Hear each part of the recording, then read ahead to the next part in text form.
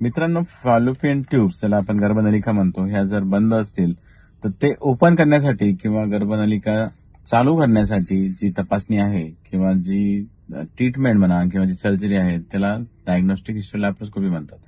Laparoscopic कॅन्युलेशन किंवा हिस्टोस्कोपिक कॅन्युलेशन ह्या प्रोसिजरचं नाव आहे, ज्याला एक साधारणतः 15 ते 20 मिनिटाची सर्जरी आणि 1 दिवस ऍडमिशन असे प्रोसेस असते.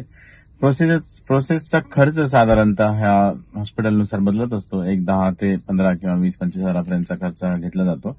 मेन ज्यावेळेस गर्भनलिका ओपन केल्या जातात त्यावेळेस त्याच्यानंतर दुसऱ्याच महिन्यापासून गर्भनलिका काम करायला चालू असतात किंवा तयार होतात आणि मग प्रेग्नन्सी राहण्यासाठी मदत होते. तर गर्भनलिका बंद असण्याचे कारण फार महत्वाचे आहेत. गर्भनलिका बंद का आहे, त्यामध्ये इन्फेक्शन आहे का, किंवा जन्मतः काही दोष आहे का, किंवा काही सर्जरी नंतर त्यामध्ये अडेजन्स किंवा तिकडून बसलेल्या असतील काही गर्भनलिका, ह्या ओपन करता येत असतात.